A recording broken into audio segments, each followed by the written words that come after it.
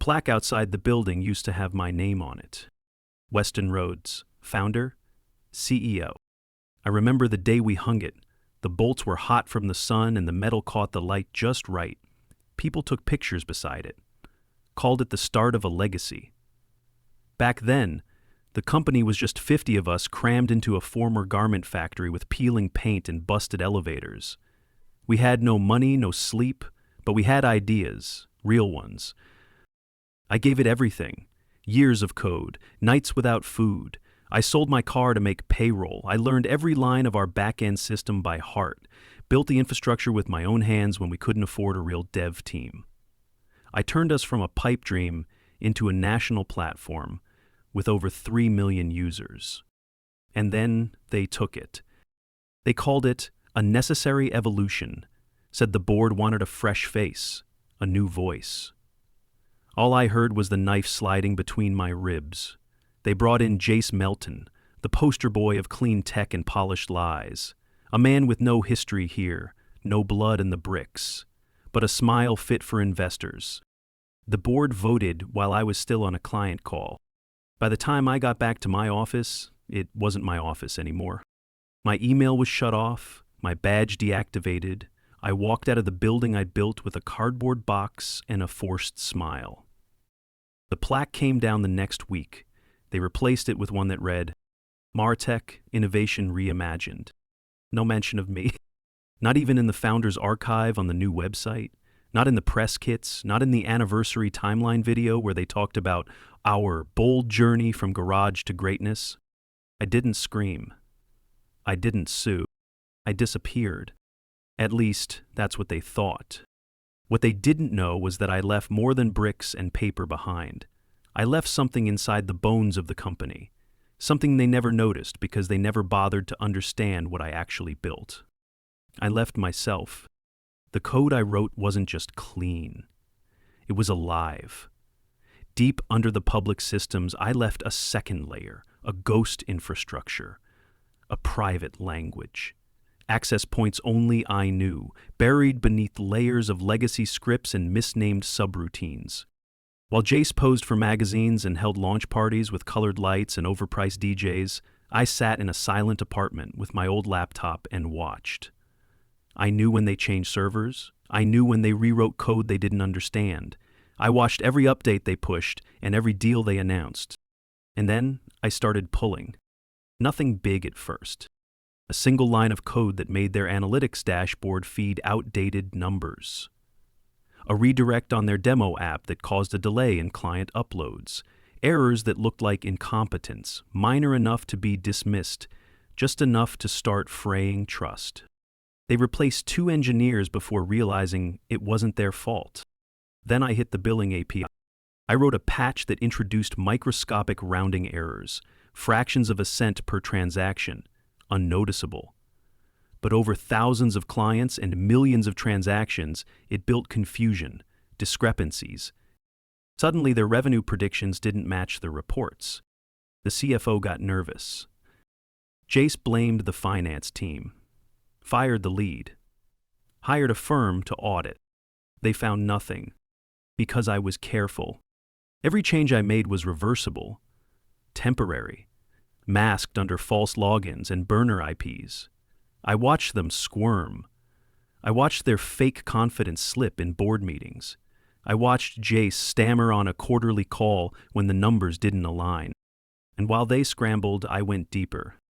I accessed their pitch decks, their investor roadmaps.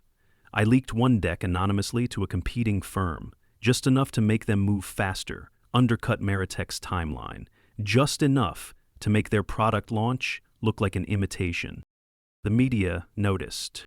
As Meritech lost its edge, I read that headline with a cold drink in my hand and silence in my apartment.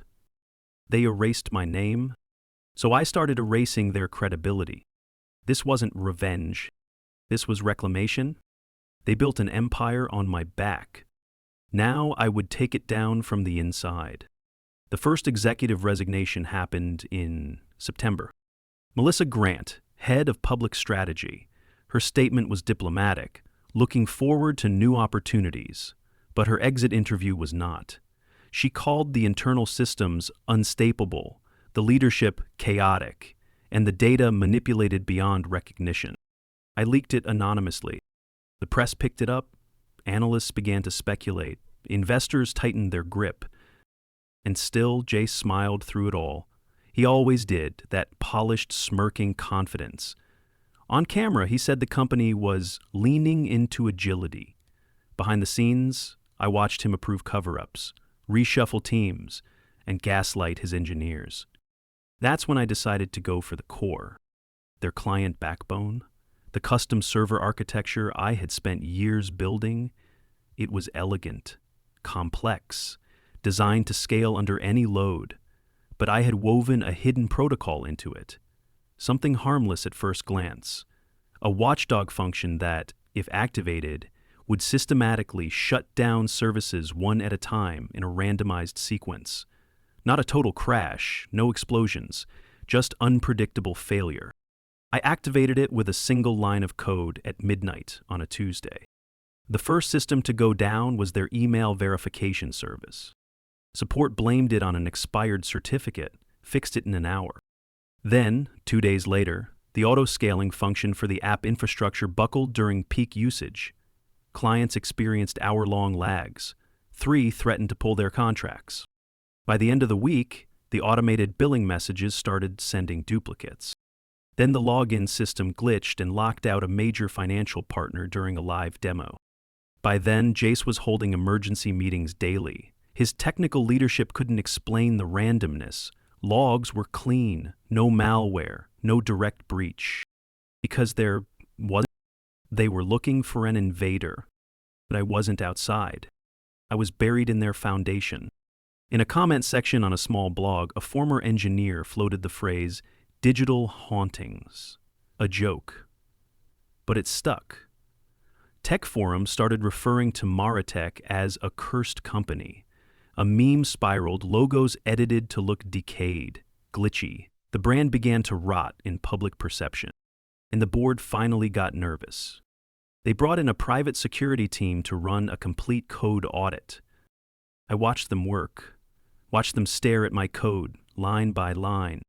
They found nothing. I had written it in a way only I could undo. I used my own logic structure, reverse checks, time-locked triggers. If they tried to rewrite it without knowing the architecture, it would collapse the system entirely. So they left it. And that gave me the space for the next move. The internal documents. Every company has its mess. Emails sent late at night. Slack messages laced with arrogance. I had been collecting them. Downloaded from archived admin panels, stored quietly in unindexed folders.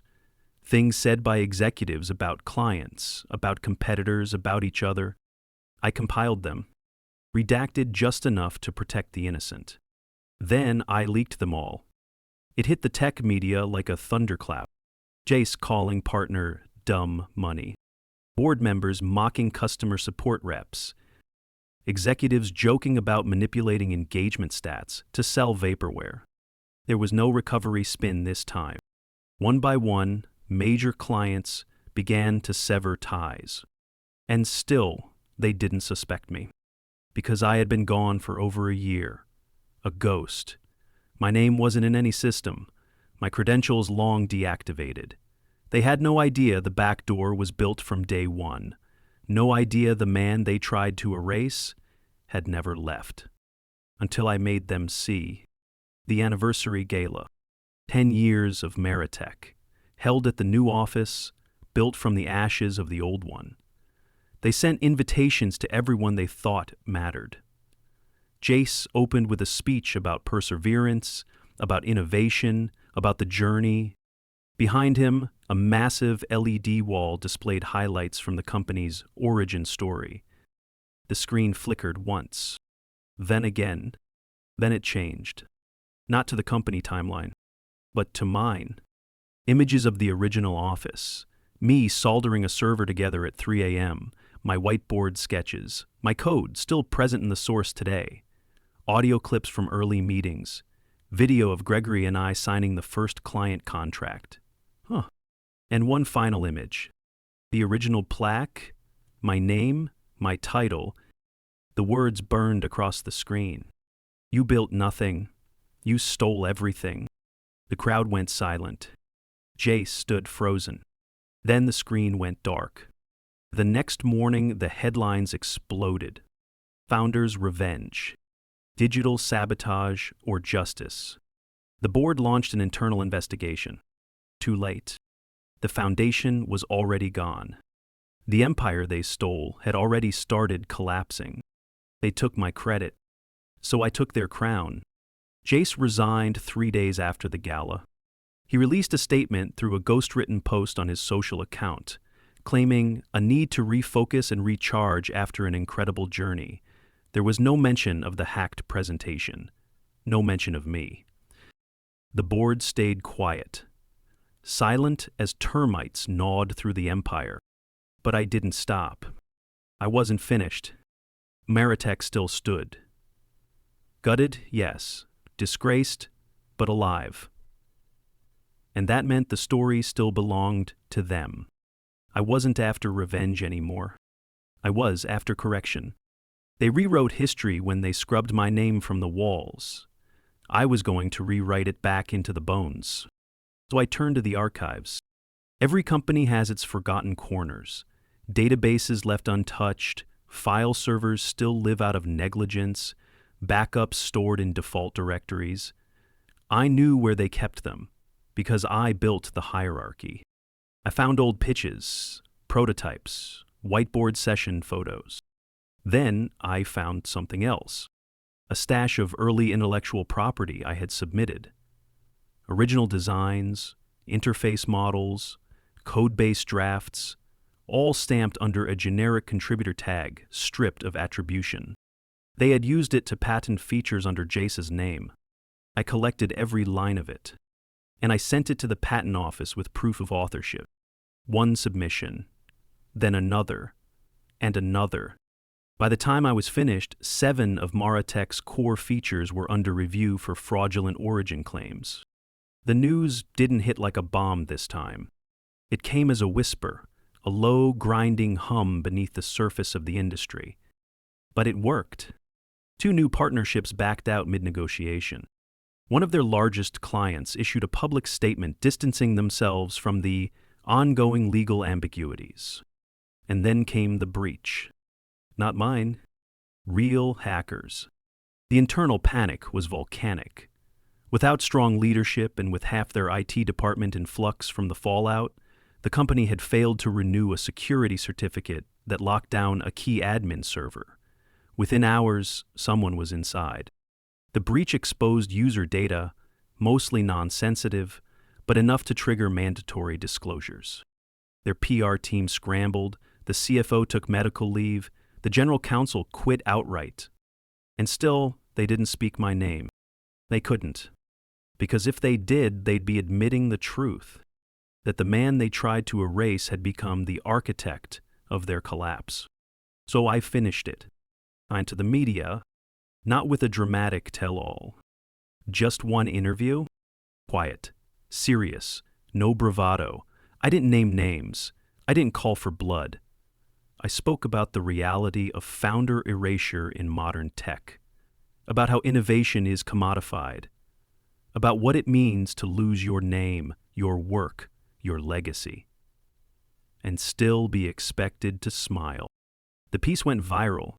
Comments flooded in. Former employees, early collaborators, anonymous developers, all sharing their own stories, their own versions of the same theft, the same silencing. It stopped being about me. It became about all of us. By the end of the month, Maritech's valuation dropped by 38%. The board tried to pivot, launched a rebrand, new logo, new slogan, redefining tomorrow. It didn't matter. Their investors no longer believed in the lie. The code still worked, but the soul was gone. Because I had gutted it, I had torn out the heart they stole from me and watched them stumble forward with an empty chest. And I wasn't in the shadows anymore. The world knew what they did. They could keep their new CEO. They could keep their building. But every time they logged into the system I built, every time they ran code written by my hands, every time they explained a product they didn't understand, they would feel it. They would feel me. And they would remember. The last time I stood in front of the Maritech building, it felt smaller. Not physically, but something about the weight of it had changed. The glass didn't shine like it used to. The lobby plants had wilted. The people walking in looked tired, detached, carrying more fear than pride. There was no energy humming under the surface anymore. The company wasn't dead, but it wasn't alive either. It was just surviving. And I had no reason to go in, not anymore. I had done what I came to do. The patent challenges were still in process, but public sentiment had shifted. Articles kept surfacing about toxic founder culture, about exploitation of early contributors. Maritech had become the go-to cautionary tale. They tried to fight it with commercials. They rolled out a rebranding campaign across every major platform. Clean logos, slogans about rebirth, new leadership, new values, same innovation. No one cared. Because by then, the narrative wasn't theirs anymore. It belonged to the people who built the place. The quiet ones, the forgotten ones, the ones like me. I kept watching from a distance, but not to strike again, just to witness, to remember what it looked like when a structure began to rot from the inside out. I had laid the foundation with care, with heart. I knew every wall, every corner, every wire. That's what made the dismantling surgical. This wasn't revenge carried out in rage. It was correction, surgical, calculated, clean. The only thing left was to finish writing the truth. So I started working on a book. Not a memoir, not a hit piece, just the real story. The architecture of what we built. The betrayal of how it was taken. The slow, deliberate process of taking it back, piece by piece, without ever needing to raise my voice. Publishers were interested. But I didn't rush. I didn't care about money or interviews or panels. I didn't want applause. I wanted accuracy. One night, I got an email. It came from a burner address, no name, no signature, just one line. We never should have erased you. I read it twice, then deleted it. It didn't matter who sent it. Jace, a board member, one of the architects who looked away while I was pushed out. Apologies, don't fix, theft. And I didn't need their words. I had rebuilt myself. I had found work that mattered, consulted quietly with people who understood loyalty, helped startups avoid the trap I fell into, taught young developers how to protect their names, their rights, their code. I became what I never had, a guardian in the shadows, a voice that didn't flinch. There's a kind of peace that comes when the fire goes out and nothing is left but the truth. When the noise dies down and the world forgets the headlines but remembers the lesson. The plaque with my name? It's gone for good. But so is the illusion they built on my silence. They can never take that back. And every line of code they run, every product they launch, every speech they give about innovation, they'll know what sits beneath it. Not legacy, not vision, but the quiet hand of a man they tried to erase, who built it better than they ever deserved, and who made damn sure it would never belong to liars. I left the building that day without turning back, and I didn't need to watch it fall.